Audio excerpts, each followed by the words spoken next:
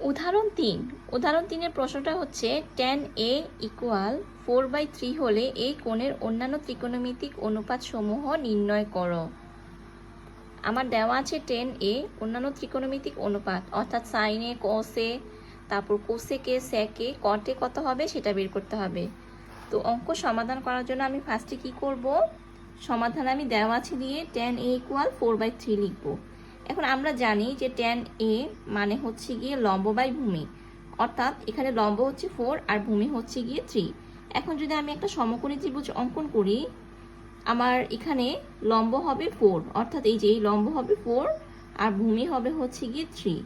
tan a দেওয়া মানে সূক্ষ্মকোণ হচ্ছে a b c, সূক্ষ্মকোণের বিপরীত বাহু লম্ব, আর এই হচ্ছে ভূমি আর এই হচ্ছে অতিভুজ। আমাকে অতিভুজ বের করতে হবে, অতিভুজ বের করলে আমি বাকিগুলি বের করতে পারবো। এখন এখানে আমি লিখি যে লম্ব ইকুয়াল 4, ভূমি ইকুয়াল 3। তো সুতরাং অতিভুজ ইকুয়াল হবে হচ্ছে রুট লিখে লম্ব স্কোয়ার অর্থাৎ 4 স্কোয়ার প্লাস ভূমি স্কোয়ার অর্থাৎ 3 স্কোয়ার। তো 4 4 হবে 16, 3 3 হবে 9, 16 প্লাস 9 হবে হচ্ছে গিয়ে আমার 25। তো রুট 25 মানে হচ্ছে 5। তাহলে আমার অতিভুজ কত আসলো, অতিভুজ আসছে হচ্ছে গিয়ে 5। এখন আমি কি বের করব, এখন বের করব সাইন এ।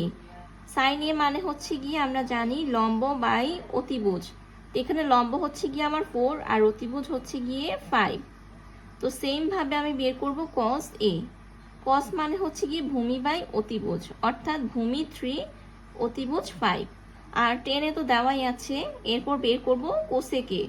কোসেক এ, কোসেক হচ্ছে গিয়ে সাইনের বিপরীত, তো সাইন যেহেতু 4/5, কোসেক হবে হচ্ছে গিয়ে আমার 5/4। তারপর বের করব সেক এ। সেক হচ্ছে কোসের বিপরীত অর্থাৎ 5/3 হবে হচ্ছে গিয়ে সেক এ। তারপর বের করব কট এ। কট এ কত হবে, কট হচ্ছে 10 এর বিপরীত, যেহেতু 10 এ 4/3, কট এ হবে হচ্ছে আমার 3/4। এই হচ্ছে আমার উদাহরণ 3।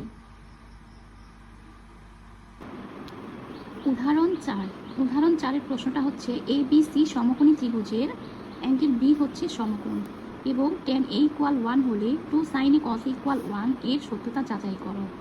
এখানে সমকোণী ত্রিভুজে আমার চিত্রে আমি আঁকবো, একটা চিত্র আঁকবো, সমকোণী ত্রিভুজ আঁকবো। এই ত্রিভুজে অ্যাঙ্গেল B হবে হচ্ছে আমার সমকোণ, আর tan a ইকুয়াল 1 দেওয়া আছে, 2 sin a cos a equal 1 এর সত্যতা যাচাই করতে হবে। তো ফার্স্টে আমি কি লিখবো, সমাধানের জন্য আমি ফার্স্টে লিখবো দেওয়া আছে